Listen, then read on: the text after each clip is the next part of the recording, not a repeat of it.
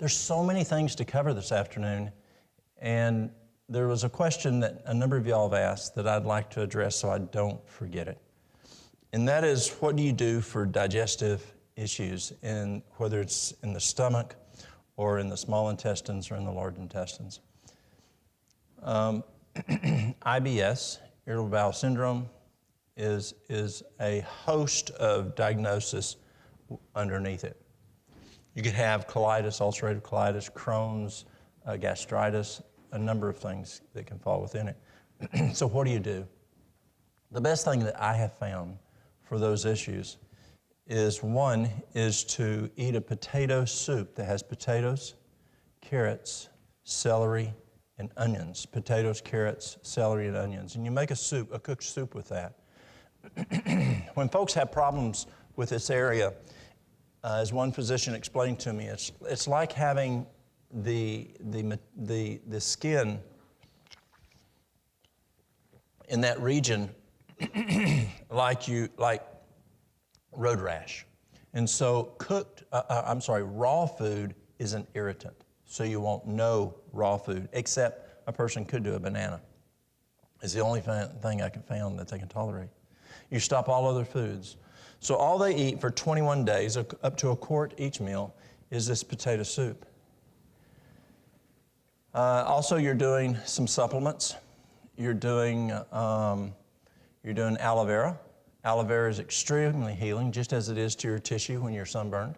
Well, that's tissue inside the stomach or even the esophagus is excellent. Aloe vera for, let's say you've had an endoscopy or have been trached or something and your esophagus is having challenges. The aloe vera is great to heal that. Another thing is also great to heal the esophagus is slippery elm, marshmallow root. But once you get down in the stomach and on down, I'll do aloe vera 3 times a day on an empty stomach. Then also, you know what carob powder is? You do carob powder, 1 teaspoon, 3 times a day. You can do that along with the aloe vera. And then I do a formula, and it's got slippery elm, marshmallow root, peppermint, spearmint, and psyllium whole. Now, psyllium whole, everything else is powder. And you make it, and so the formula is 2 parts psyllium whole, 1 part slippery elm, a 1/2 a part marshmallow root, a 1/4 of a part a 1/4 of a part peppermint, and a 1/4 of a part spearmint. And you make a formula, and you take 2 tablespoons, 30 minutes before each meal, in a glass of water. It's phenomenal how well what's in there, it heals that gastrointestinal tract. You stay on those items until it's healed. After the 21 days, you want to go to a diet that everything is cooked. Everything is cooked. Nothing raw except the banana. For an example, for breakfast, you can have applesauce, pear sauce. Or if you ever, like on Sunday mornings, making waffles and you cook up some strawberries or some peaches or some cherries and you put them on your waffles, you do that for all your fruit. You've got to cook it. And then you can do some grain, but you do not want to use wheat. You do not want to use wheat. And some folks even find that oatmeal can be a challenge. So you want to be gluten-free and no oatmeal. For the noon meal, you can do cooked vegetables, steamed vegetables, but they have to be cooked. No salad. Salad's too rough. And again, you can add in your grains that are non-gluten grains, because the challenge is what they've done to the wheat. And Agatha Thrash is the one that taught me this back in 2007, 2008. And our wheat used to be 14 chromosomes, 16 chromosomes, and they've super hybridized it to 42 chromosomes. Then you spray it with Roundup. And she explained that just one wheat cracker can kick on those signs and symptoms that you're dealing with, whether it's skin issues inside or outside, inflammation such as arthritis, lupus, whatever. She found that one wheat cracker can kick those symptoms on for 2 to 2.5 months. And she found that the person needs to be totally void of that wheat, gluten-free, for 3 to 4 months to get it out of the system, to see then if you can continue doing it. And the challenge is we've just messed up our food. But that's what we do for gastrointestinal issues, and it works extremely well. Again, Crohn's, I've seen Crohn's totally go in just 3 months. Ulcerative colitis, totally gone. Gastritis, that's an easy one. That one goes. How long a person needs to stay on it, and that's until it heals. Once it is healed, I would not recommend going back to the wheat. I would not recommend going back to the dairy. Dairy seems to be a big challenge on the gastrointestinal areas. And that's tough for me to say because I grew up on a dairy farm and I loved dairy. But when I took nutrition courses from T. Colleen Campbell from Cornell, Campbell taught us that dairy is the most significant chemical carcinogen ever discovered. It increases a child's risk of type 1 diabetes by 1,100%. Dairy is like, who knows what Ensure Plus is? We were talking about it this morning in Sabbath school. Dairy is something that actually makes a calf gain weight. If you've ever been in the cattle business, it makes the calf gain weight quick, and that's what you want. But I don't want to be a calf. And so when you eat dairy, it's like taking Ensure Plus Plus Plus. It's a super weight gain product. And the person's saying, why can't I lose weight? Well, you're taking Ensure Plus Plus Plus. So in doing the dairy, is there substitutes? Absolutely. Had the best grilled cheese yesterday I've had. I mean, it was as good as any cheese I've ever had. It wasn't real. Wasn't real at all. Pardon? Old Abe's? Yeah, I'd like to know I'd love to know what it was because it's the best fake cheese I've ever had. It's delicious. Mary Lou agreed. It was delicious. So those are things that we do for gastrointestinal issues. Another challenge for gastrointestinal is this.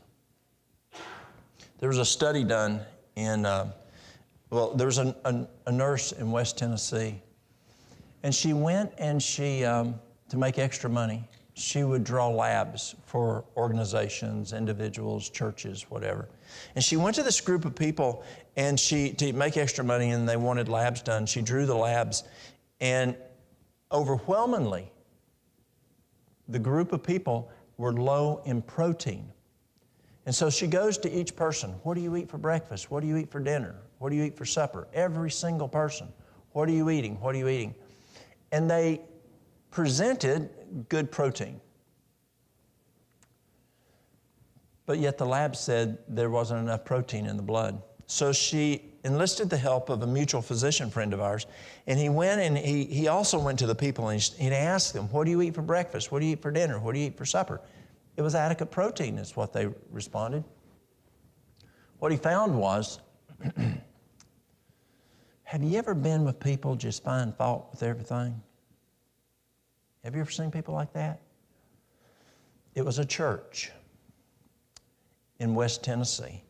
And it was a little church that, they worried about what you did and what you did and what you did, and everybody but themselves. They were just find fault in everything.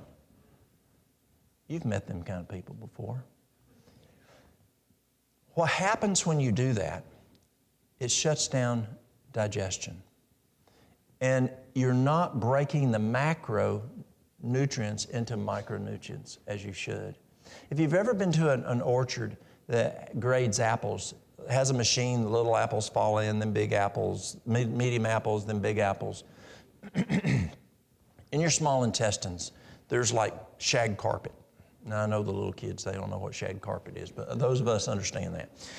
And it's like fingers, and it's like vacuum cleaners, and they literally the villi look like your finger. You got a blood vessel here and a lymphatic vessel here, and it's like little suction machines. And it sucks up the chyme that comes into the small intestines, and they further break it down further and make it small enough that it can finally make it through those very small screens in the villi, and then it goes into your blood. But it has to be broke down small enough from macro to micro for it to get through that screen. The digestive process does that. But when you're stressed, when you're just mean as a striped snake, whatever, your digestion does not work as well, and it shuts down or does not work at full capacity. And what was happening that they found was especially the proteins need to be broke down, and their digestive system was not breaking the proteins down from the macro to micro because they were always worried about everything and their mind just was all tore up all the time. Y'all say that around here, all tore up? We talked about that last night. And for that, their proteins were not being absorbed and they were defecating out their protein. And so when you sit down and eat, Mary Lou does not get offended anymore. She used to. I learned that myself, and if I'm stressed, it is best that I not eat. It's not that I didn't like what she fixed, and I need to let her know ahead of time so she doesn't, fix something for me and then I can't eat. But sometimes there's a lot on my mind, I've got to get something done at a time. It's best that I not eat because it just doesn't, the digestion doesn't work right when you're in a stressful situation. And it's better that you skip that meal, fast that meal, and your body does a whole lot better. Any questions on digestion? Yes, ma'am.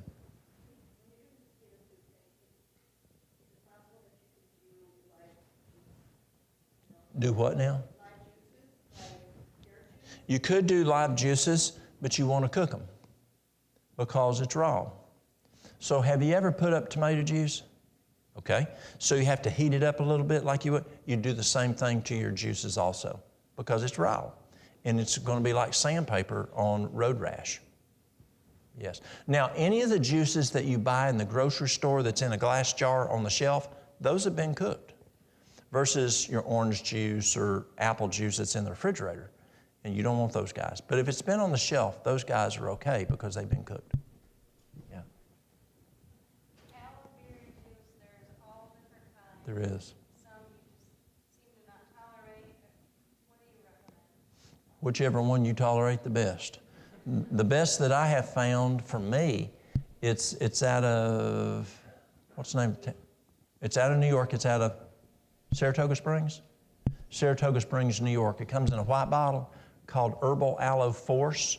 It's an excellent product and it works the best I found. But what's the brown bottle? Lily of the Desert. That works for most people too. And that works okay for me. It's just the other one works better.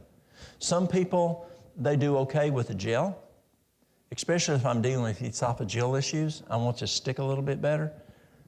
But some people gag on it. But one thing you want to do, is anybody here from Mexico? We got any folks in Mexico? Okay. Did you grow up in Mexico? You did. I have been told by Mexicans that they understand what aloe they can eat and what aloe not to eat because some aloe has chemicals in it can be an irritant to the digestive tract. Have you ever heard that before? Okay.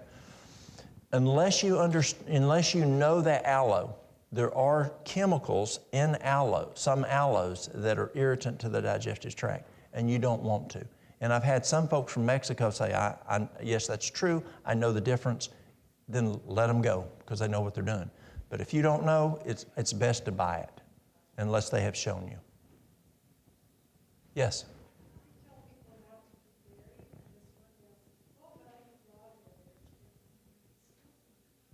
Yes, it's true. And the work at Cornell found that it's just as bad as the pasteurized. Yeah. Would you mind repeating the question for those on the stream? Oh, what about raw dairy?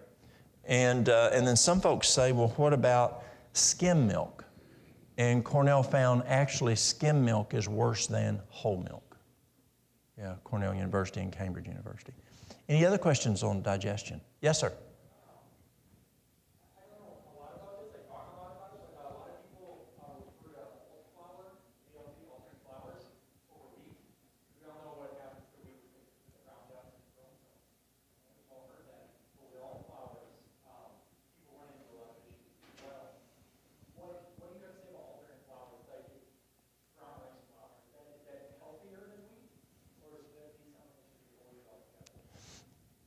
I don't know of a problem with it. I do know that, an example, oats. You might do better with gluten-free oats. And you say, well, oats don't have gluten, it doesn't grow with gluten, and it doesn't. But you can have you can have some cross-contamination. So I don't know of it being a problem. We just have a type 1 diabetic who comes down to switching from wheat to say something that's brown rice sugar. Mm-hmm. The carbohydrate content, and if you did that, it's through the roof. Yes. And I know brown rice is better than white rice when we're dealing with diabetes. And it's not a cookie cutter. And that's something we got to understand. It's not the same for everyone. You can have a person who has gout, and they can't do brown rice. They'll have to do quinoa. So it just depends on the person, what that person themselves can tolerate. Okay, let's go ahead and jump into this.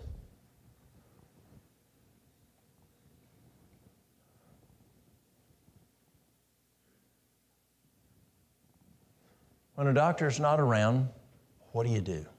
Well, let's take this first situation. Let's see, okay, let's look here. I need these two fellas right here. Come help me. Both of y'all, Both of y'all. Yes. So, you're going to be medical missionaries. So, who is the patient and who's the medical missionary? Well, actually, all of us are to be medical missionaries, but who's the patient?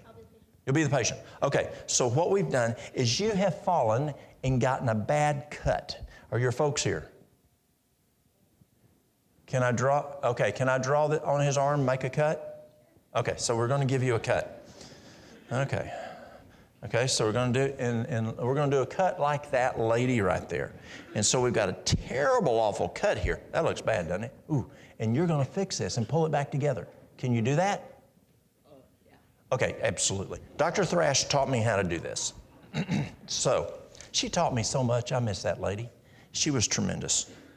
Okay, so what we're going to do, it's called a steri-strip. A steri-strip.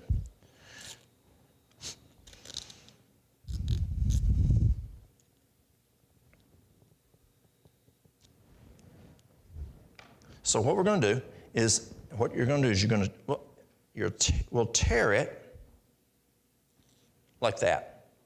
And then what you're going to do is you want to clean the wound first, okay?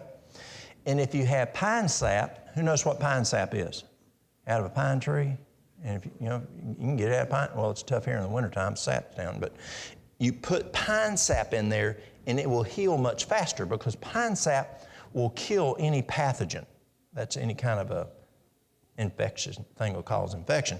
Plus the tissue heals much, much faster. And we'll talk about that in a few minutes. So what we're going to do is we're going to start here. I'm going to do the first one.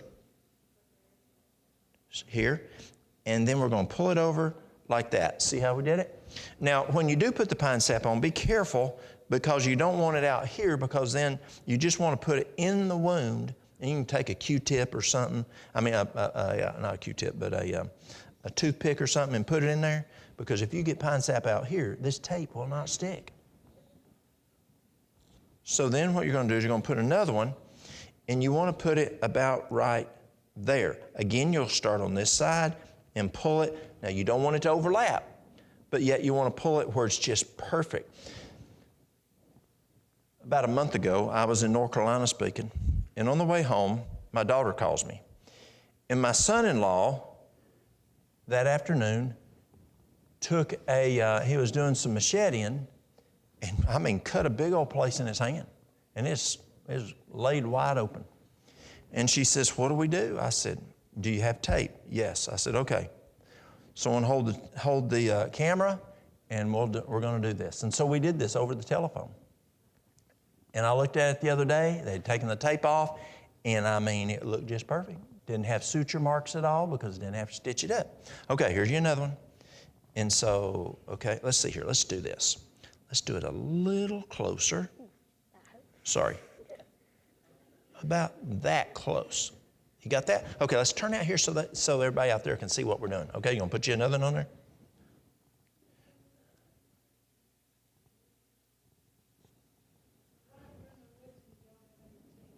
You take it with you. Be prepared. Yeah, be a pathfinder. Be prepared. Okay? Now, we pulled them together.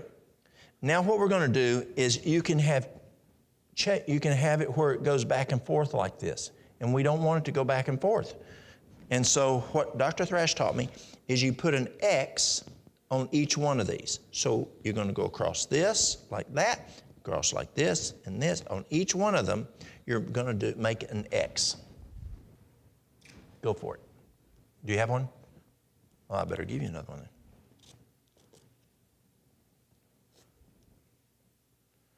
And this works really well. I had a lady come in a couple years ago, and we live out in Appalachia. And I mean, there's folks everywhere that are tight. And she comes in, and her son had just tore the stew out of his arm. I mean, a nail had got a hold of him and cut it just plumb wide open, and it didn't look good. And she said, Walt, I don't have insurance. I don't have money to go to the emergency room. It wasn't real deep, so it didn't need internal stitches. And she said, can you fix this for me? And so, what's the first thing you think I did? You helped him? Well, before I did anything, what do you think I did? I prayed. Yeah, God's the one who does the healing. And so we washed it out really good. You can use peroxide, but don't use peroxide every day because peroxide will actually debride it. And so you don't want to use it every day. And so I used peroxide in it. I put some pine sap in it. And then I did exactly what you're doing here. And you know what? It healed up just fine. He didn't, okay, yep, you're putting a little, perfect, yeah, kind of like that on each one of them. Okay, everybody, let everybody out here see.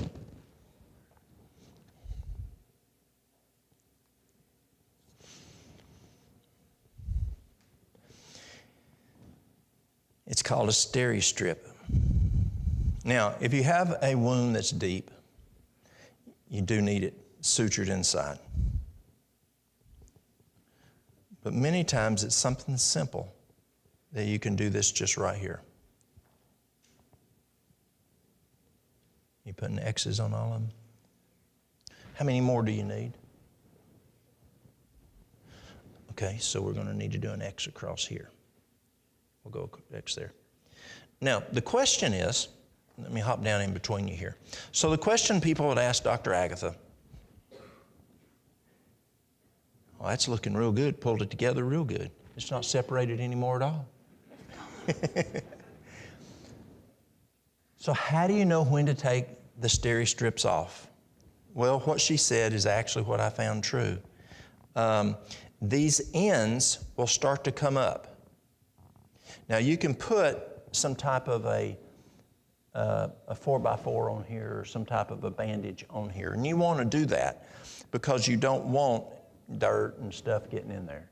And so you can put a 4x4 on top of it now to protect it. But these ends will start to come up a little at a time. And she said, just take you a little pair of scissors or fingernail clippers and clip the ends as they start to come up. And that's exactly what my daughter did to my son-in-law. And he's from Shakopee. And as they started coming up, they would just keep cutting them off and cutting them off and cutting them. And finally, until it's here. And that's long enough now that you don't have to have the steri-strip anymore. Does that look pretty simple? Now, if this guy can do it, any of y'all can do it. Thank you, buddy. Thank you. So I'd like to talk about wounds. I enjoy wounds.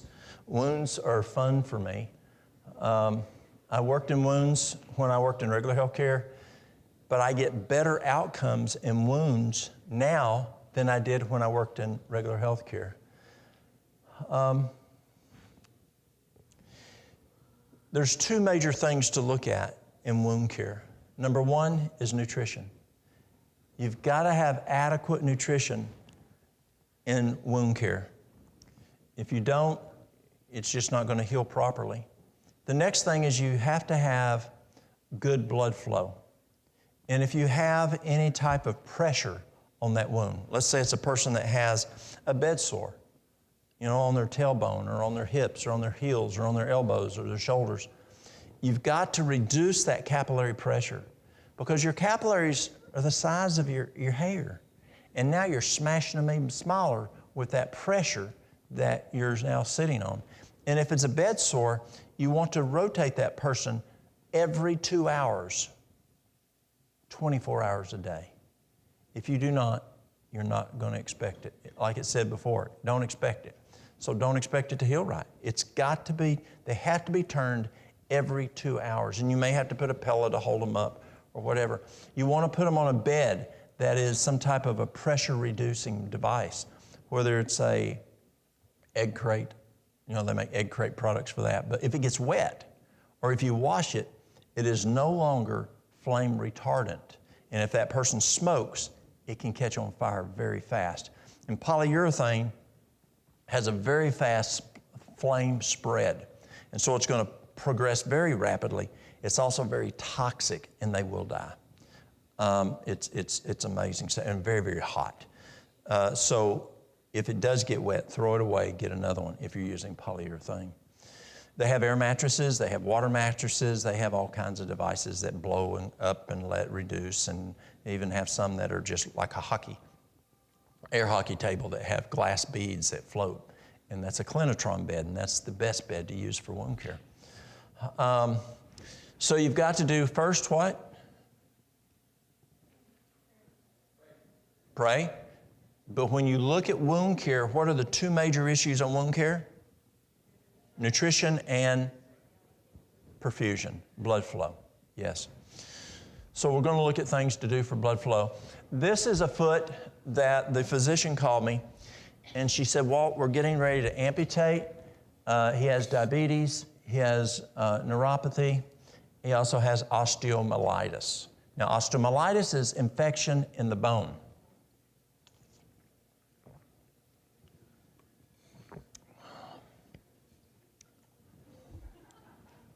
Do we have to worry about capillary pressure there? No, we don't. So we're okay there. We are going to have to increase circulation, and we'll do that. This is in 2 weeks. That's in 1 month, and he's ready for a skin graft. Who works in healthcare? Isn't that fast? That's huge. Many times, they were getting ready to just chop his foot off. And what this works far better than any Carrington product or any wound vac. It works very well. And here's what we did. Number one is nutrition. And so we juiced him. And the best source of nutrition I have found is juicing. Who knows what hyperalimentation is, or TPN, total parental nutrition? Y'all know what that in healthcare. And so juicing, when you eat food with fiber, it takes 2.5 to 5 hours to digest. Juicing, it's in the blood within 15 to 20 minutes. If you go to University of Alabama at Birmingham and you're a patient that is in significant cardiac failure, they're going to juice you for 70 days. This is University of Alabama, because they know that the second major expenditure of the heart is digestion of food. And where do people come from that go to UAB? They come from Alabama, from Mississippi, from Georgia, from Tennessee. And what do men eat there? Biscuits and gravy, hog jowl and chitlins, biscuits and eggs. They're eating steak and eggs. And that's like running up 3 flights of stairs on that heart. And so these physicians, it's called the advanced cardiac team, they will put these patients on juicing for 70 days.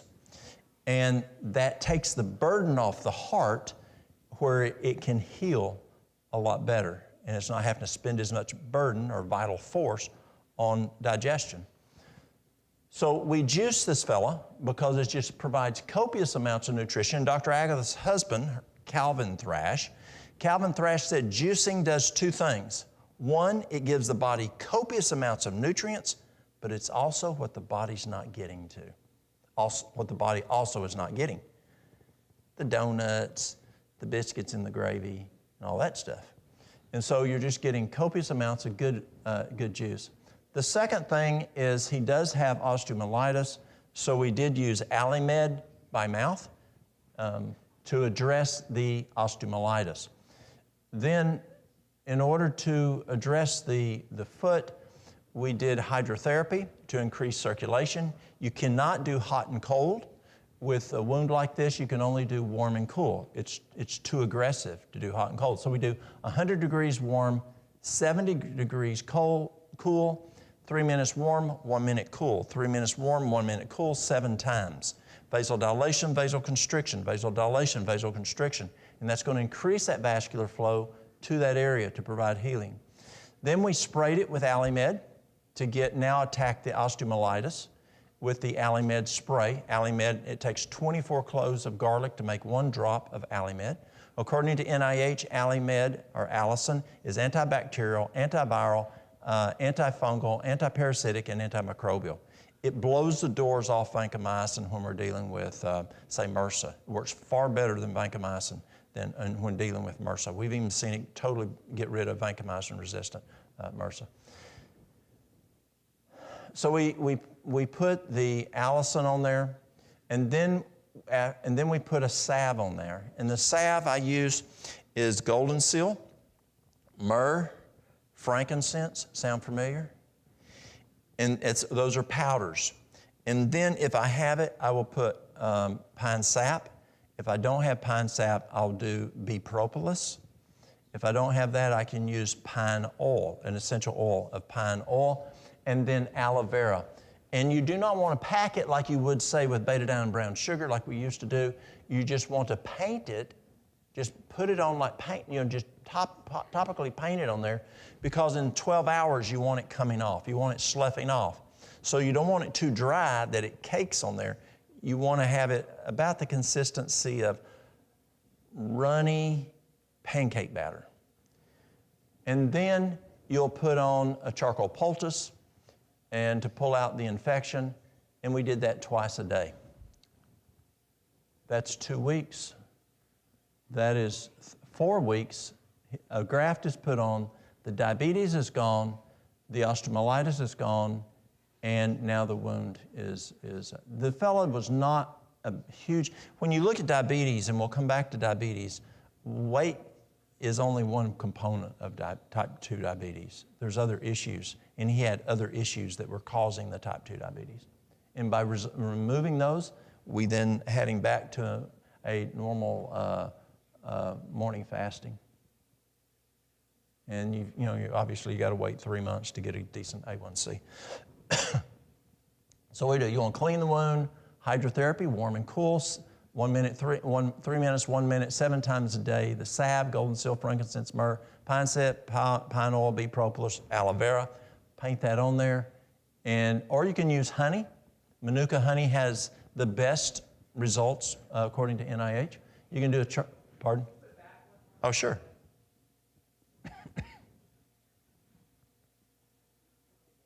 You're welcome. Oh, go back. Nope, you got it? All right. And then you can put honey. Honey's a great tool. A poultice of charcoal, cabbage poultice. And the way you do a cabbage poultice is you take the cabbage leaf and you beat it to what's called bleeding.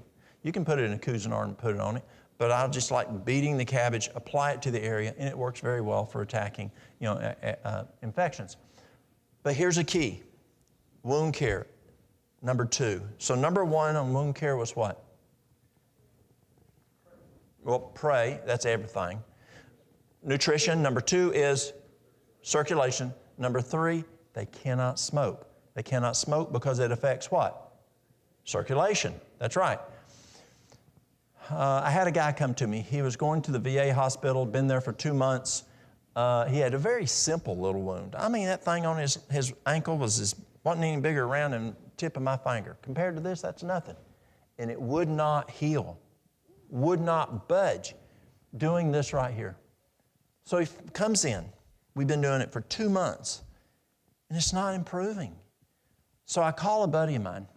We used to work together. He's a surgeon, does a lot of wound care. And I said, it's just not working. What do you think? He said, what are you doing? So I told him. He says, yep, because we used to work together, did the same thing. He says, yep, that's what you do. He says, He doesn't smoke, does he? I said, oh, that's it. I forgot. I was so busy focusing tunnel vision on the wound, I didn't have situational awareness and identify the smoking. I knew better. I said, yes, he smokes. He says, it's not going to heal. I said, you're right, it's not. So I walked back into the guy and I said, sir, I apologize. This is my fault. I knew you smoked and I did not mention it. The only way your ankle is going to heal is if you quit smoking. He said, I ain't quitting smoking. I said, I can't do any more. I said, obviously this didn't work, and because you've got even more vasoconstriction with smoking, not to mention what all's in it. And so I said, it will not work if you continue smoking. And he says, no. And so he left. I don't know whatever happened to him. Hopefully he didn't lose his foot. Pine sap. Who's ever used pine sap before? Anybody? Pine sap is amazing stuff. It's very, very good for wounds, but you cannot use it for puncture wounds. A cat bite, a dog bite, a nail puncture, because you've got to be able to get into that wound and irrigate. And if you have a puncture like a bite, if you're not able to for sure be able to clean that out of whatever may have been on that cat tooth or dog tooth or whatever, pine sap will heal the tissue much faster, and you're going to tunnel out of the infection that's down deep inside. And so you don't want to use it on that type of a puncture. Wounds, gum disease, it works very good for gum disease. Mouth sores, it's good for the immune system. I was teaching a class probably about 25 years ago.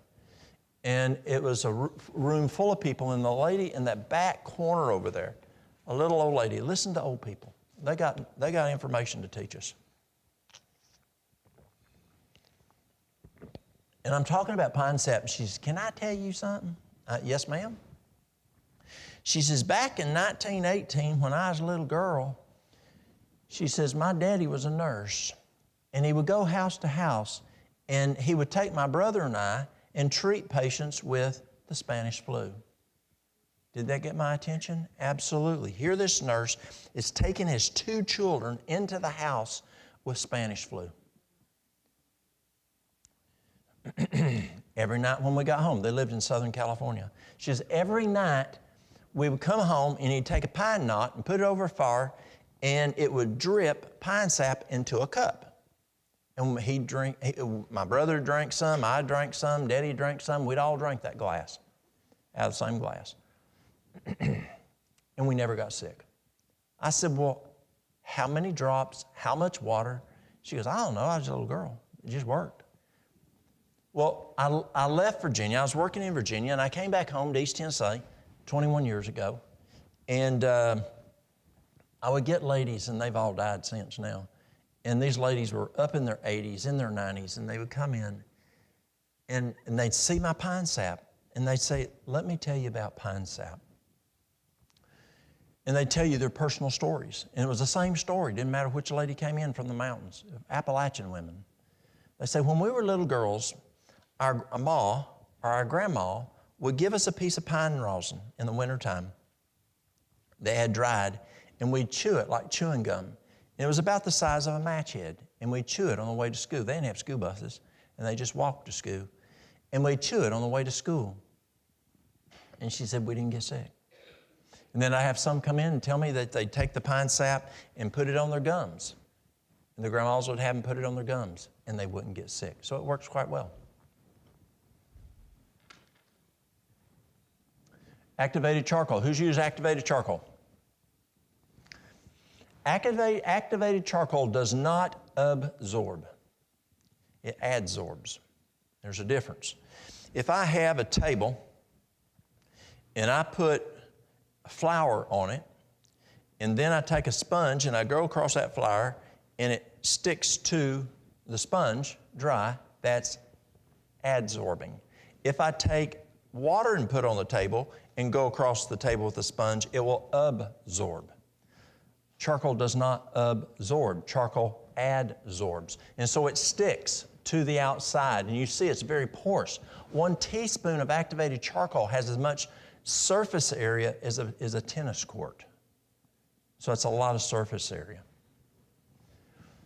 Yeah, I find nothing better than activated charcoal for food poisoning. And usually food poisoning happens a lot of times, you know, when you're in bed or later in the evening. And you know how you get and you don't even want to get out of bed. You feel so sick. You've got that weird sweet taste in your mouth because you're about to throw up. And beside my bed, I have a little bottle of activated charcoal capsules. And I have water by the bed. And I will take 3 capsules and take a swallow. And within 30 minutes, it's gone. It's amazing. Indigestion, acid reflux, IBS, it's good for detox, foot bath, such as gout. But if you take it within 2 hours, either side of a prescription, it will soak it up. So I have girls come in childbearing age and buying charcoal. And I'll say, if you use this within 2 hours, either side of your birth control pill, it ain't working tonight. That gets their attention. I had a nurse one time. She gave way too much morphine to a patient, read the MAR wrong.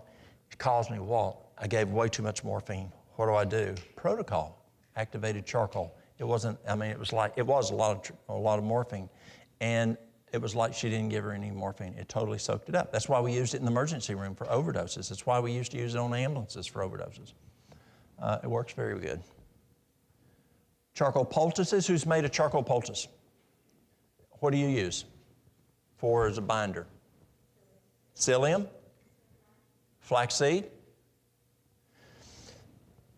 You can use just water, but it's not going to last a long time. It's going to dry out, and so you need a binder.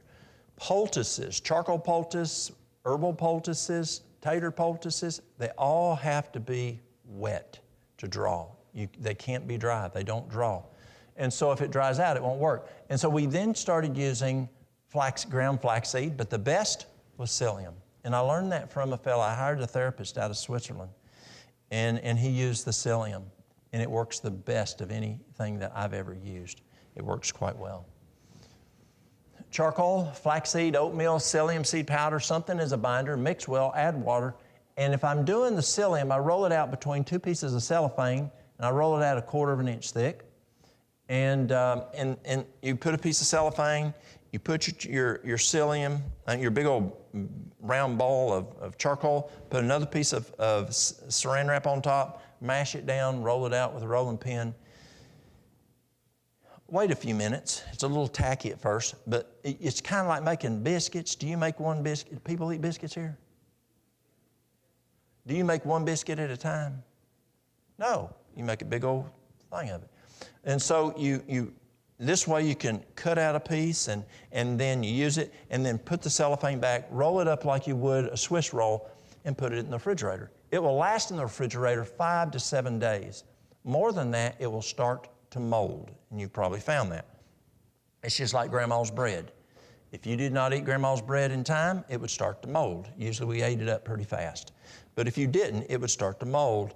And so what you do there is it's because it doesn't have preservatives in it, just like the bread didn't have preservatives in it. So if you make more than what you need in 5 to 7 days, cut it, put it in a Ziploc baggie, and put it in the freezer. And that will last years in the freezer. And you can bring it out, thaw it. Again, if you put it on for an open wound, I had a nurse that worked for me years ago. She worked for me 20-something years ago. She was from Colombia, so she has a darker skin. Her father, she had gotten some kind of a wound on her hand right here, and her father put a charcoal poultice on there. Now, when she worked for me 20-some years ago, she was in her mid-20s, and this happened to her when she was a little girl. And she still had the brown mark here. It tattooed her. She still has that mark today. And so she'll have it until Jesus comes. She'll get a new skin then. But if you have an open wound, it can tattoo it. And so all you do is put a wet paper towel or cloth. When I go to third world countries, they don't have saran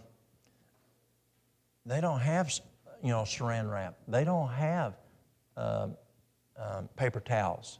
I mean, we were in Venezuela, and it didn't matter what you had to go to the bathroom for, you were rationed 2 squares for that event.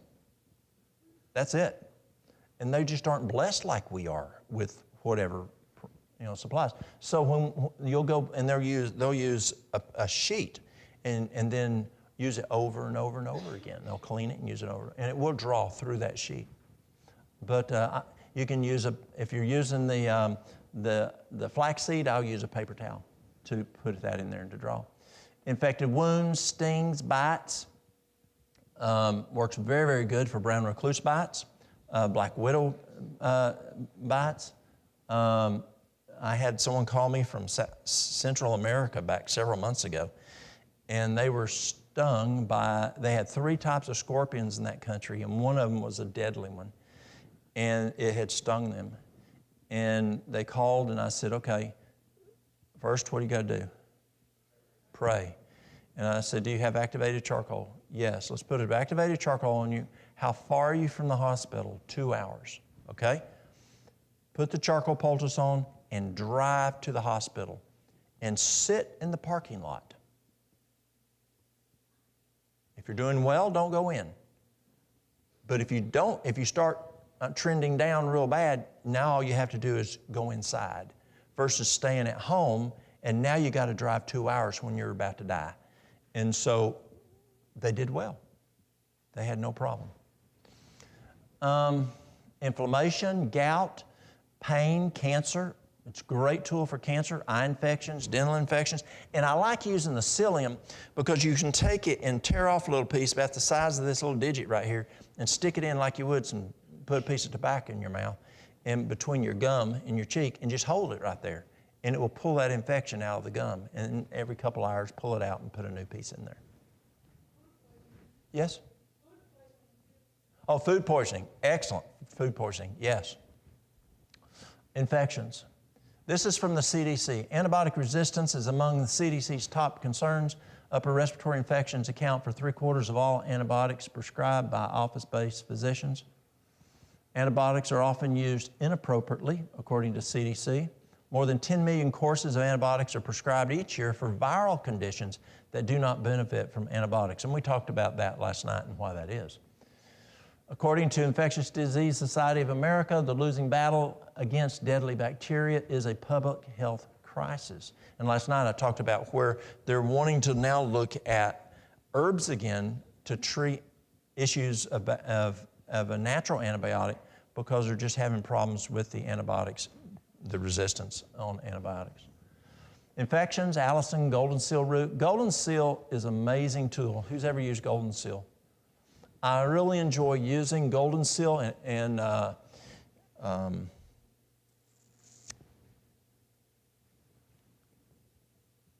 that's terrible. Just jumped right out of my head. Echinacea. Together. And you can easily use it multiple times a day. You just don't want to go long term. Don't go over it. Textbook says 2 weeks. You can go 1 month. You just start losing efficacy. Like if you took Cipro all the time, you're going to start losing efficacy. And so stop for a couple weeks and then start again. Well, Golden Seal is amazing. Vitamin C, olive leaf extract is a very, very good tool for viruses. Colloidal silver, who's ever used colloidal silver? Works very well. Nutrition is important. If you have an infection, you want to give good nutrition to allow the body's immune system that we talked about last night to do its job. Manage stress. We talked about how stress affects the immune system last night. Hydrotherapy. We talked about hydrotherapy last night and how important that is and how that can help with infections. The charcoal poultice. Garlic. Garlic is amazing. Allicin is an active ingredient of garlic that has antibacterial, antifungal, antiviral, and antiparasitic activity. We read this last night. Allicin exhibits various biological properties like antimicrobial, anti-cancer, antioxidant, immunomodulatory, anti-inflammatory, hypoglycemic, and cardiovascular effects, and that's National Institute of Health. And we find that allicin is just super, super powerful in fighting, and that's just very broad spectrum. You know, you're concerned, you know, when you look at an antibiotic, they're trying to figure out which antibiotic to use. Well, garlic is very broad spectrum. Well, we use it for MRSA. And again, as I mentioned before, it's an OTC, doesn't require a prescription, works better than vancomycin. We have physicians using it all over from Australia to Africa using it, and it, again, blows the doors off vanc. VRSA, viral infections, bacterial, it will lower cholesterol, the common cold, dysentery, E. coli, salmonella, heartburn, acid reflux, and that's the simple stuff there. Upset stomach, IBS, IBD, H. pylori. It's a great tool for H. pylori. Usually it takes about 45 days, and along with a good probiotic, and it will wipe out the H. pylori. C. diff, 3 months is what you want to do. Diverticulitis, parasites, flukes, pseudomonas. My youngest son had Lyme disease. He had it, we tried for almost 10 years, and we just could not get rid of it. And finally, he'd gone to fire school. He had his Fire 1, Fire 2, he had his hazardous material, he had his arson investigation, had all these courses. I mean, he's ready to go at 18 years old, and I mean, he's ready to fight fire. And literally, he could not run from me to you without falling down and crying at 18 years old. So I stopped him from doing any internal attack, fire attack. I'd let him do truck work off. He was a great pump operator, but I would not let him inside the house and on a fire. So I contacted this company in England, and I said, do you have any research on Lyme disease? And they said, yes. So they sent me the research paper on it. We did it. We did the Allison for 3 months. Lyme went away, came back in 6 months. We did one more round, and it's been gone ever since. Now, we didn't just do the Allison. We also did parasite cleanse. We also we used some herbs that built the immune system. But what I really find it's a combination, but I really find the Allison to be very beneficial for Lyme. Immune system, we talked about this last night. Boils. People get boils here? Boils? We call them bowls. Anybody get bowls here? For some reason, my area, people are just very prone to bowls. A boil, normally, it's a blood issue. Yes, you can have a sebaceous cyst that gets smashed and gets infected and you get a boil. But a lot of times, it's just something going on in the blood, and you want to clean that blood off. You want a good blood purifier. My favorite is Chaparral. Who's ever used Chaparral?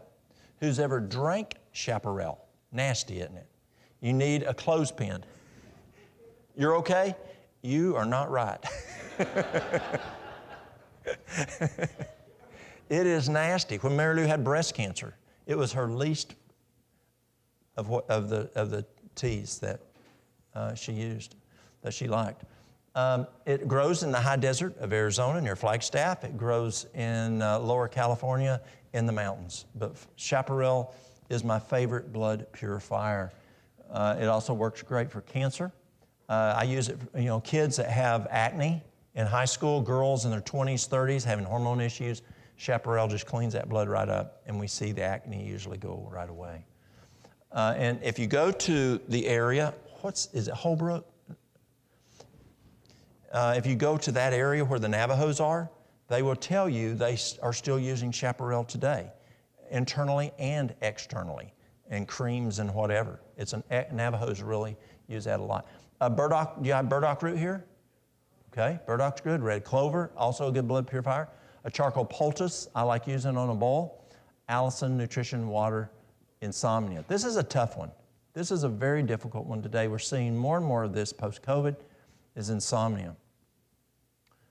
Well, there's two issues of insomnia, sleeping issues. One is falling asleep, and the other one is staying asleep. My problem is falling asleep because my brain has a hard time, because I made a list this big, and many days I don't get one item crossed off, and that drives me nuts because tomorrow I got another list already I need to work on, and now I got to figure out how to get both of them done, and that just drives me nuts. And Mary Lou, she will know I'm having challenges, and she'll hand me usually 2 ashwagandhas. And that calms my brain right down, so then I go to sleep. So it works. And a back rub also works pretty good too. But ashwagandha is good to turn the brain down. Is the room clean? Is the room cool, not hot, not messy? You got a 7-year-old child, and he's out riding his bicycle wide open, and then you say, Johnny, go to sleep right now. Come on in. Now, go to sleep. Is that going to work? Not at all. Well, why do we expect us to do that?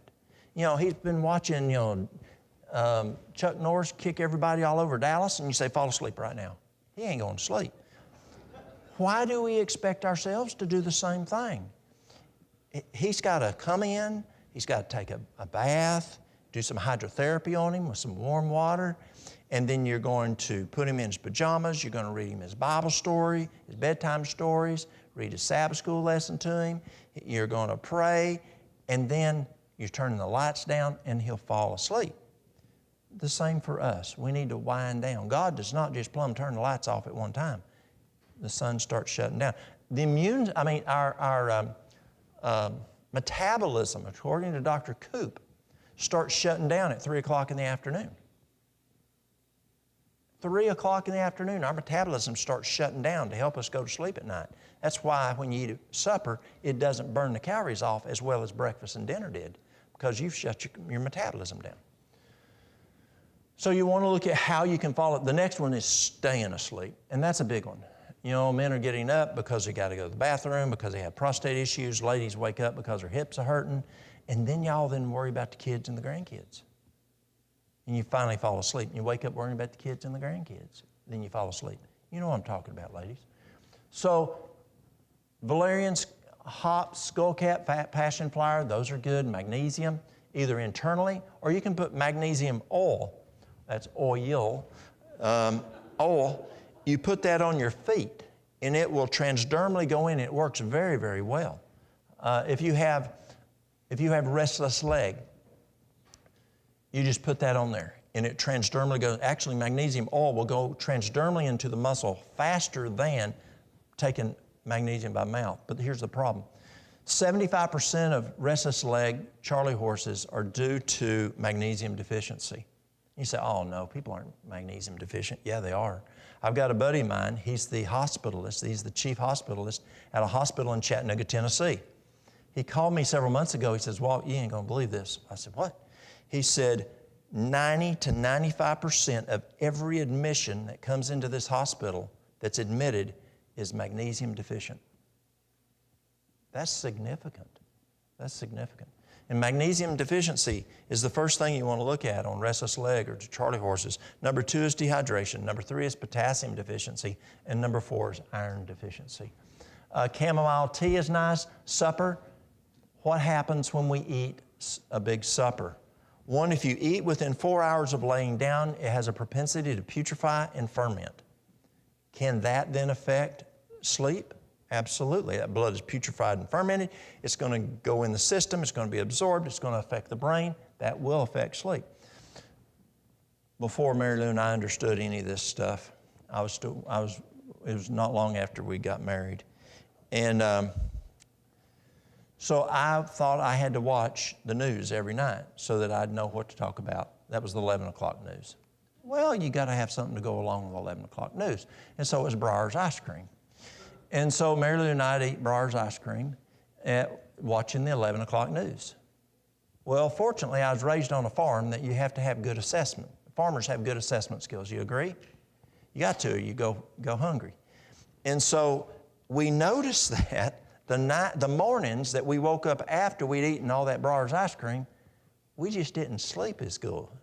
Also, our stomachs didn't feel as good either. So we quit eating our Breyer's ice cream before going to bed. When you eat within 4 hours of laying down, that food has a propensity to putrefy and ferment. That can affect sleep. Also, when you eat that supper, you are less prone to convert the pineal gland, able to convert the serotonin into melatonin.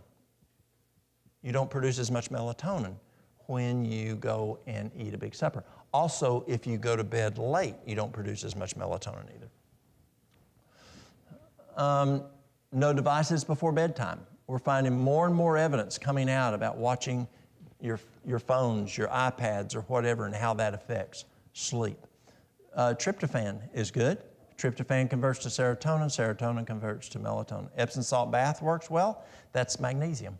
A B complex. But be careful of B complex. B complex can help calm the brain down, but some people, it gives energy. So you may have to take it a little earlier to calm your brain down. Sunshine. Sunshine is important because as sunshine comes through the eye, it stimulates the pineal gland to convert the tryptophan and serotonin.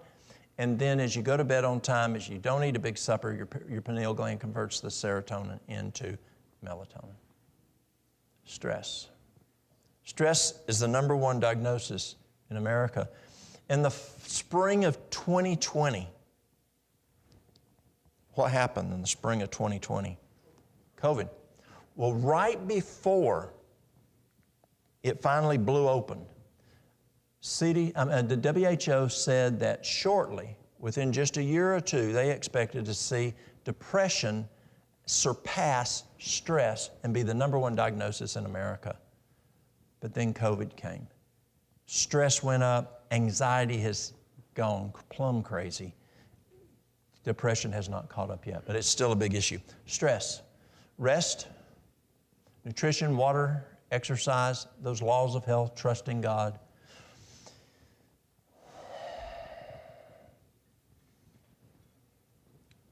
Take a piece of paper and write down your stressors. And then you take another piece of paper and you draw a T, what we call in business a T-bar. Draw a T.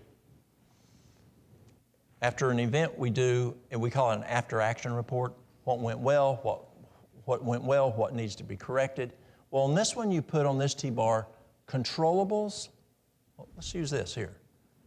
Controllables, non-controllables. I got this lady. She would come in, she has health issues. Her son had shot a state trooper. And they told her she'd never see him again. That'd be difficult, very difficult. She's crying, she's fretting, she's crying, and she's crying. And I said, is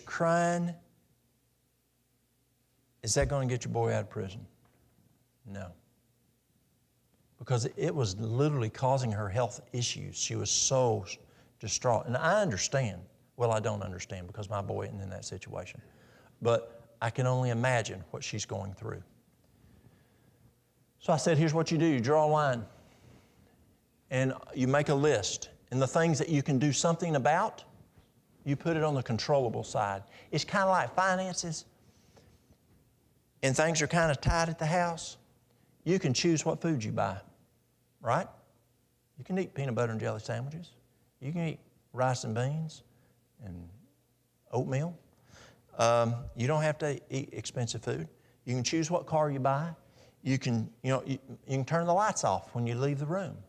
That's controllables. Non-controllables is you got to pay your taxes, right? Or you end up like that boy. I said, over here you put boys in prison on non-controllable. Over here you write those things that you can do something about. You take that piece of paper and you tear it plumb in half. You lay down the controllable side. And then you take the one that is non-controllable and you find somewhere quiet. And you sit down with God. And you say, God, there's ne'er a thing I can do to fix this. Will you take this? And I told her, I said, God loves your son more than you love your son. He will take care of your son. Give it to him because he can do something. Maybe he's not going to get him right out of prison, but he can take care of him in there. But you can't even take care of him in there. Just give it to God, but do not take it back. And that's the challenge. So many people want to take it back and waller in the mud. And so, that's what she did. But Satan would come back and say, your boy's in prison, your boy's in prison. And she'd say, that ain't my problem, that's God's, now go on, get out of here. And it would work somewhat. But then he would still torment her. I said, okay, here's what you do. Let me tell you what happened. A little over 21 years ago, Mary Lou's at the house. She's teaching the kids. It's a Friday morning. She's doing homeschool with the kids. I'm helping 4 ladies. A girl comes in her later 20s, and she walks around, comes in the door, walks around, and comes around behind the counter to where I am. And she looked like a whooped dog. I mean, she did not look good at all. She dressed real weird, hairdo looked weird, but she just looked bad. I said, can I help you? She said, someone told me you could help me. And you could just look at her, and I mean, I was by myself that day at the store, and I did not have the time to be able to sit down and do what I need to do to help this lady. I said, I am by myself today, but if you'll be back Monday morning at 8 o'clock, I will be glad to sit down and help you. She says, okay. This is Friday morning. She walks out, she walks around, and she gets about to right there, and she turns and looks at me, and she says, I will be the worst case you've ever dealt with. Turns on, she walks out. And the 5 of us are looking like, what just walked in here? Monday morning, on time, she was there. Still looking really bad. I have her sit down. I'm sitting down. And I start doing a history, asking what all's gone on. She'd been to a psychiatrist, and they'd given her drugs, didn't work. She'd been to a psychologist and all kinds of counseling. That didn't work. And someone told her that the herbs I had may help her brain. So we start looking through issues. And she says, can I tell you something? No, she says, I need to tell you something. She says, I need to tell you something. I said, yes, ma'am. She says, I can make things levitate. Do you believe me? Yes, ma'am, I do. Well, what do you think I start doing? I start praying. She didn't say nothing else. So I continue on with the history. Continue on.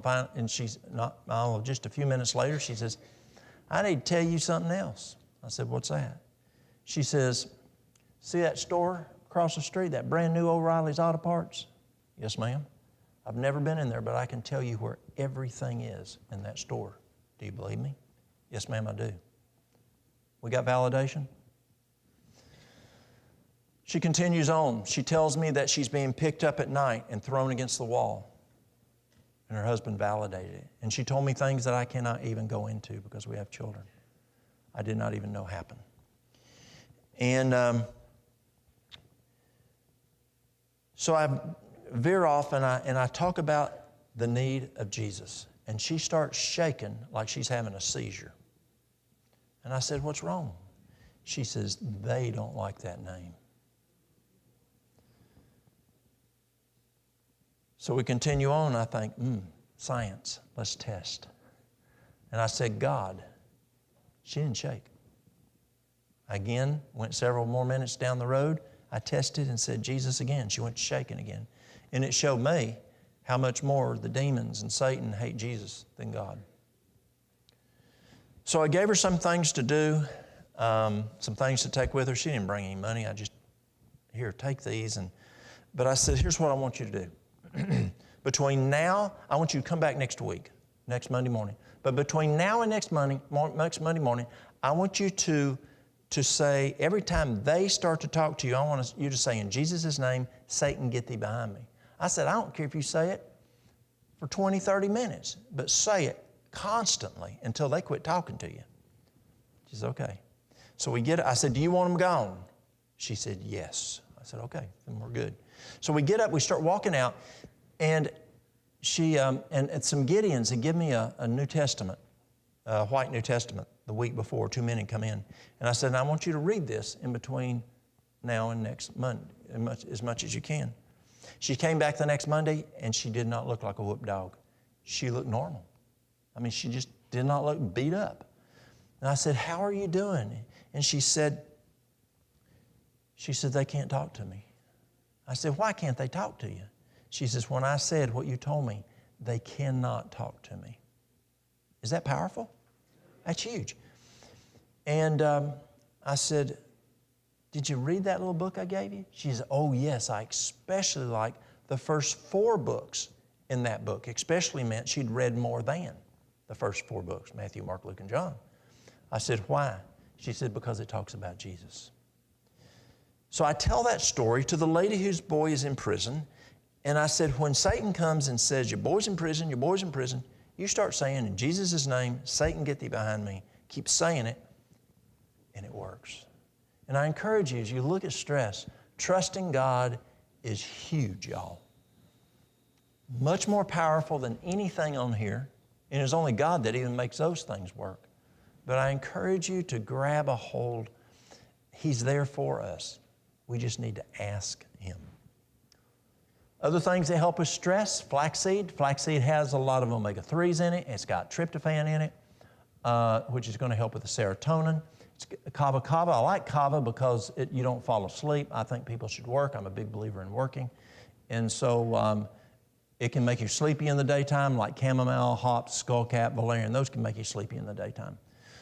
B-complex, 1977, I was doing some training down at Florida Hospital at Florida North, and from school, I was still in high school, and I went down there, and this old doc told me, he said, Walt, the best thing I've ever found for stress is B-complex. It's amazing. Lithium orotate is a huge tool. Huge. It's not the drug lithium. Trace minerals, magnesium, classical music. Bleeding, when a person has bleeding. Yes?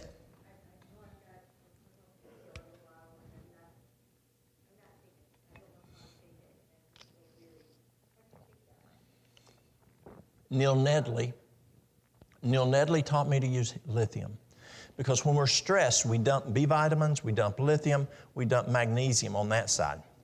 On the immune system, we talked about what we dumped last night. And so I started testing using lithium. It's also good to help prevent dementia, but it's also really, really good for depression. It's really good for stress and anxiety.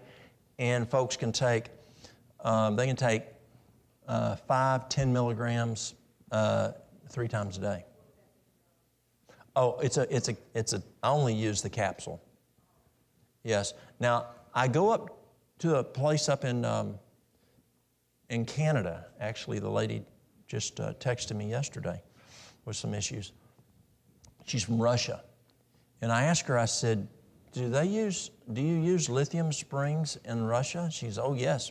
Before the Cold War was over, the USSR would have their people go and take baths and drink in lithium springs and drink lithium water just to calm them down. And it's just an element, is what it is, like zinc, and so it's a great tool that I find. They use it for Alzheimer's fits. They'll take like 100 milligrams of lithium for Alzheimer's fits. Works. It's a good tool. Bleeding. It is not the lithium, that's a drug that you're doing 300, 600, 1,200 milligrams of a drug. In addition to direct pressure and elevation, cayenne pepper is a great tool. It's a great tool for y'all to have back in the kitchen. If you cut yourself, pour some cayenne pepper on it, and it will stop the bleeding very rapidly. Comfrey root or leaf, European goldenrod, shave grass. Bleeding fibroids, my favorite is shepherd's purse. My favorite is shepherd's purse, but yarrow, red raspberry, lady's mantle, and crane's bill are also good. But usually fibroids are due to the estrogen out of level. And so you also want to stabilize estrogen. And the best way I found to stabilize estrogen is to use wild yam cream. Wild yam cream stabilizes progesterone. When you stabilize progesterone, you're going to stabilize estrogen and testosterone. And it works the best I have found. I also like using nettle tea for female hormones and flaxseed. Nosebleeds, raise the arm above the head. You can dissolve cayenne in hot water and put it in the nostril area, spray it. Witch hazel extract can work. They taught us in school you can take ice and crush up ice and put it up between the upper gum and the upper lip, and that coldness can cause vasoconstriction. Do not plug it up put stuff up in the nose if you have a nosebleed. Here's again, ulcers, bleeding ulcers. I like using, you can either use cayenne, like this is cayenne. You can use if you have stomach ulcers, you have ulcerative colitis, you can take 2 capsules PRN and that will stop the bleeding. Burns, there's types of burns, heat burns with thermal, cold temperature burns, electrical burns, chemical burns, radiation burns, friction burns. As we said last night, textbook is burns can continue burning for up to 12 hours. And so you've got to stop the burning. You want to cool the burn, place under cool running water for 20 minutes or until the pain stops. If you can't place under water, use a cool compress. Do not put ice on the burn, straight on it. But my favorite is probably lavender essential oils. Someone asked this question last night. Another one is helichrysum. Helichrysum also will stop, it's an essential oil, will stop the burning process. I had a guy come in one time. He was a maintenance fella. He was to work on a big furnace in this big building. It was propane. He went and turned the propane off, went to the furnace room, turned the light on. The light did not come on. Well, that wasn't a problem. He had a big lighter in his pocket. He pulls down, lights it, it explodes. Why he did not get more of an explosion, I don't know. But the valve did not work on the propane tank. And he burnt from here up, eyebrows, eyelashes, his hair, and he had 2 types of burns. One was like a really bad sunburn, and the other was flame marks going up his face, like a 1957 Chevy with flame marks on it. So we put him on the exam table, and the first thing we did was we poured aloe vera on his face.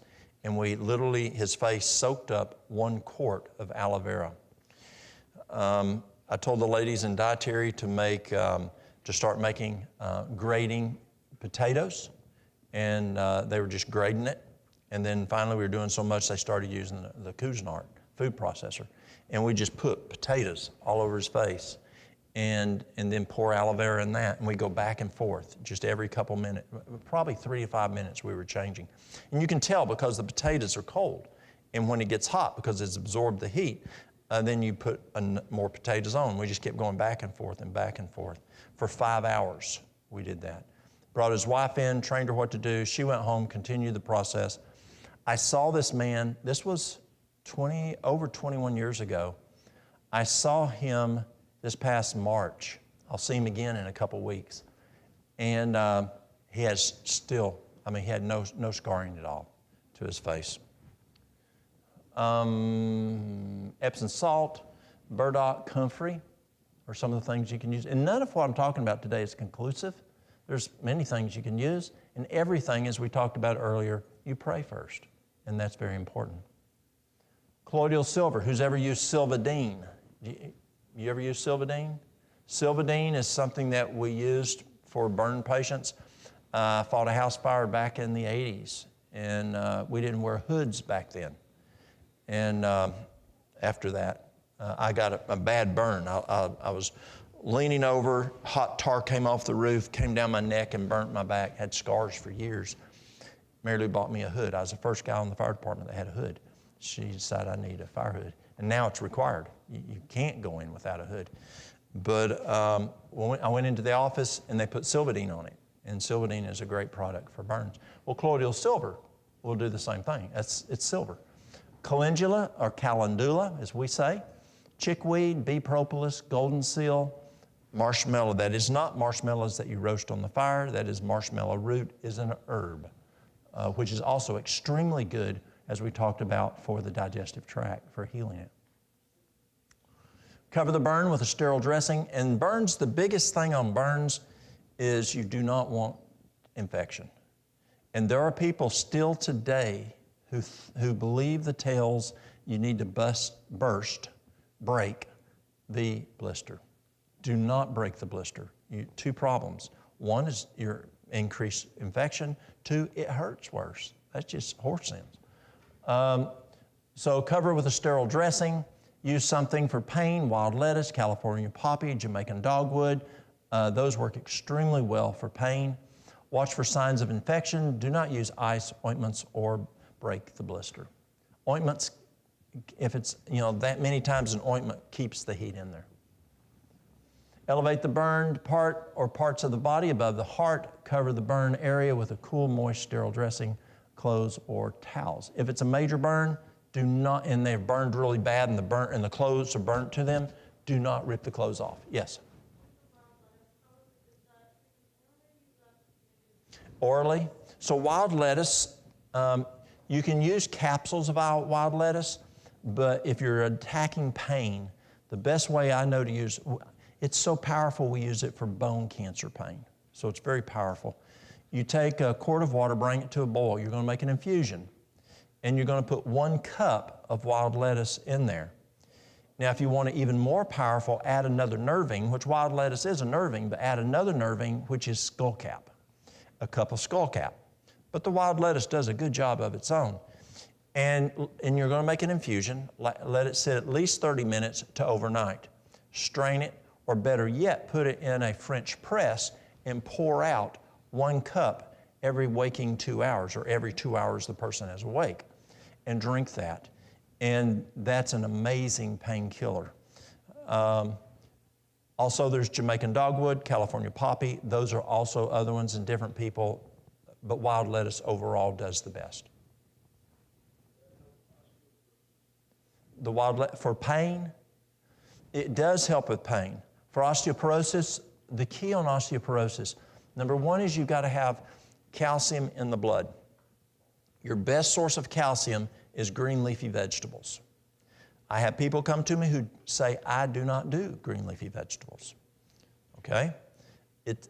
Using calcium supplementation is not the best choice, but it's better than no choice. And so you can do like 1,200 milligrams of calcium, a good quality calcium, but also anytime you take calcium, and here's a mistake that many physicians make, is they will prescribe calcium, but they don't prescribe magnesium.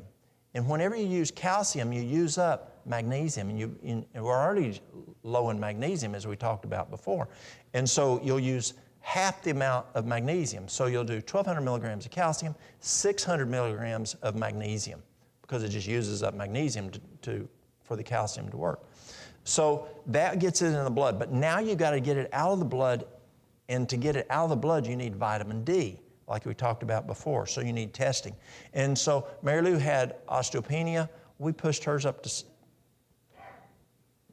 more than 100, and it got rid of the osteopenia. And so you want a good amount of vitamin D, at least 90 to 100, better yet 100. And then you want to drive it then into the bones. And NASA found when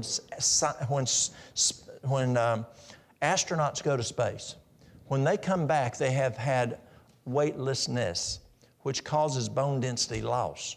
And the best tool that NASA has found to increase bone density after being in space is a mini trampoline. That mini trampoline drives that calcium into the bones. It's called a weight-bearing exercise. How do you do that? 5 minutes, 3 times a day the first week. 10 minutes, 3 times a day the second week. 10 minutes, 3 times a day the second week. And then 15 minutes twice a day from there on. Especially for women, this next part. Even for guys, but especially for women. You've got, according to Dr. Lee's research in California, you've got to have adequate progesterone, and you've got to have adequate estrogen. And so wild yam is the best thing I have found to stabilize progesterone and stabilize estrogen. It's also going to stabilize testosterone. And so we do those 4 things for osteopenia and osteoporosis, and it works extremely well. Another thing we found also that works very well is boron. Anywhere between 75 to 150 milligrams of boron a day is very, very good for osteopenia and osteoporosis. Yes?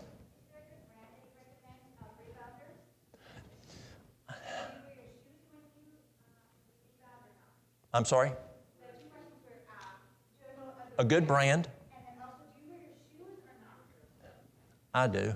I don't take time to take them off. We've got a rebounder on our front porch. We have had it on the front porch, snow, ice, rain.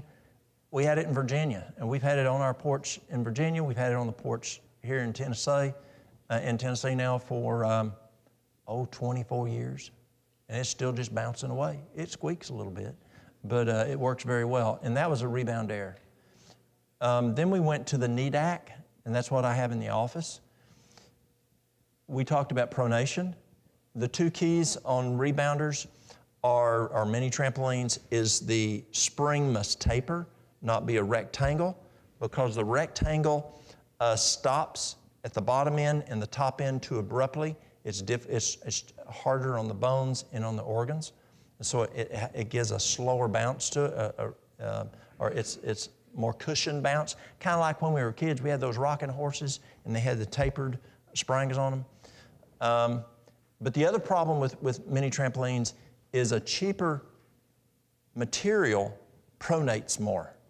And some people that's more of an issue than other people.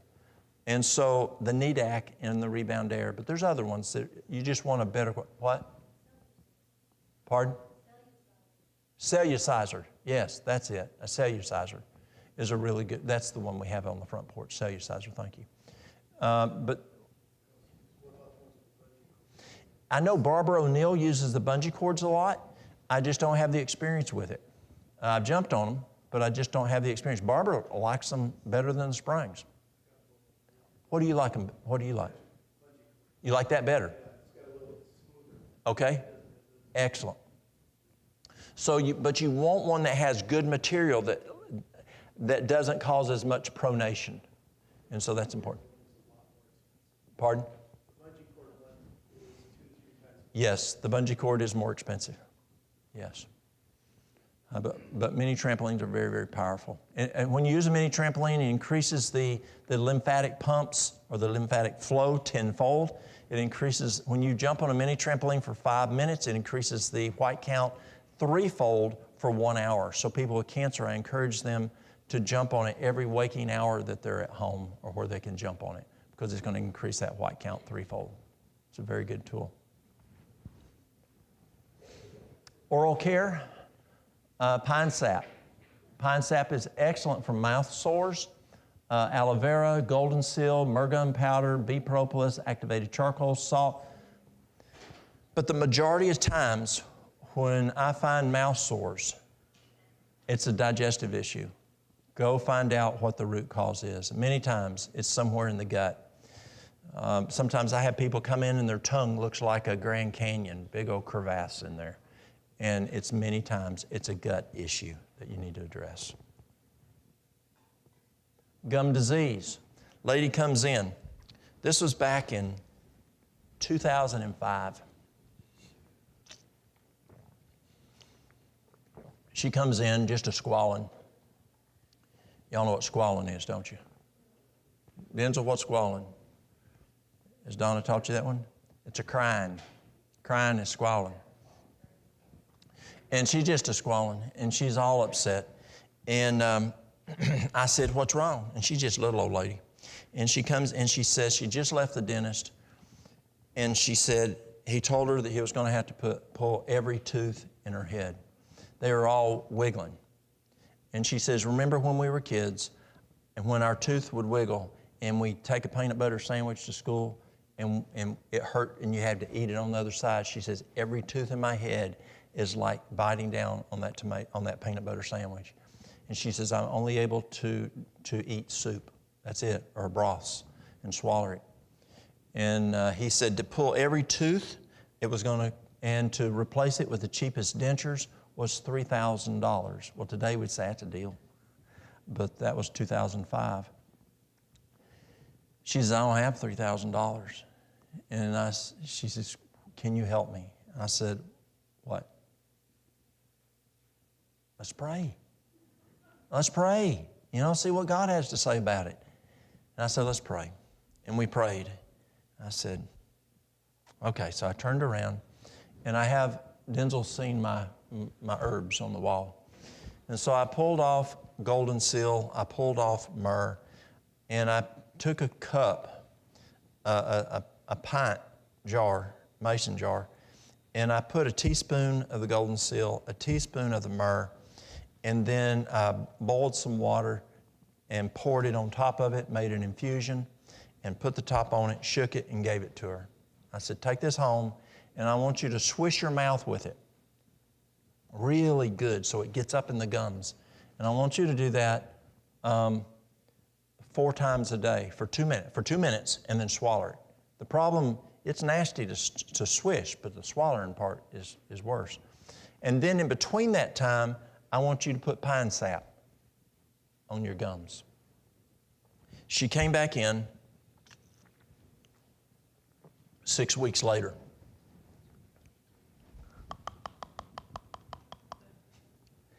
I said, what'd you do? She says, I just left the dentist. There's no more infection. Isn't God good? Golden seal, myrrh gum powder, and pine sap. He couldn't believe it. The dentist, he said he couldn't believe it unless he'd seen it himself. Gum disease totally reversed in 6 weeks. And the teeth were just back, just normal. She still has her teeth today. B. propolis is good. Black walnut, barberry, calendula, comfrey. Those are good for gum disease. Again, these are not conclusive. Toothaches. Has anybody ever used clove oil for toothaches? It's an excellent tool for toothaches.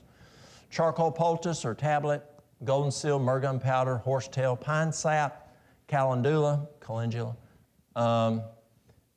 chamomile, ginger, caraway. My dentist, who I use a biological dentist, who actually Dr. Chester Clark turned me on to him. He would fly from Arkansas all the way to Knoxville to use this guy. Excellent, excellent dentist in Knoxville. And he recommends oil pulling. He's a biological dentist, just like Dr. Clark is a biological dentist. And you just use coconut oil, swish for 20 minutes, and spit it out. Do not spit it in the sink because it can clog your sink. Strep throat. The best thing I have found for strep throat, and strep throat is usually gone within 24 to 48 hours, is you take 1 teaspoon of golden seal, pour in 1 cup of boiling water, let it sit at least 30 minutes, do not strain it, and you take a mouthful enough that you can gargle. Gargle for 2 minutes. You do that every waking 2 hours. You're going to actually topically address the pustules transdermally, and then as you drink it, it gets in the body systemically and then comes back up to address it. And it literally, 24 to 48 hours, the strep throat is gone. Colloidal silver is another great tool for strep throat. Allison can also be used, but my favorite is golden seal. Sore throat. My favorite tool for slippery elm is slippery elm for a sore throat. You do not have to worry about overdosing on slippery elm. I talked to a Cherokee Indian one time, and he told me that when they would go from village to village years ago, and they had no food, they would bark at a elm tree and eat the bark, and that's what they ate for food when they would travel. And that reminded me of back when I was in elementary school, a history teacher, it was probably Mrs. Guston, a good friend of yours. It was, and she, because she was my history teacher in 7th and 8th grade. George Washington, when he was fighting the Redcoats, for 2 weeks he was hemmed in due to a snowstorm, and they got no food to them. And Mrs. Guston said that that's what his army ate for 2 weeks, was the inner bark of an elm tree. So you don't have to worry about overdose on slippery elm. Lemon and honey, aloe vera, golden seal, propolis, salt water, colloidal silver, also hydrotherapy.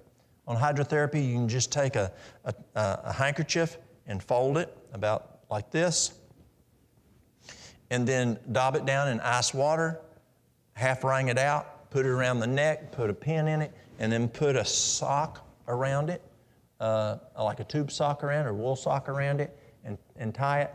And then what happens is that ice cold brings blood to the area. When you bring blood to the area, it's going to cause healing. An example, Mary Lou had breast cancer 16, 17 years ago. I mean, we're talking good size. You could palpate. And it would shrink down to hardly nothing and only be able to see nothing hardly by imaging and then come back again. Well, finally, it got to the point, we got to do something. And so I asked a friend of mine, a German physician, and I said, Sam, what do I need to do? And he said, sting her. I said, okay, how do I do it? Bee sting. So he said, what you'll do is he practiced medicine in Germany, Austria, Switzerland. And he said, go out, because I at the time had hives and he knew I did.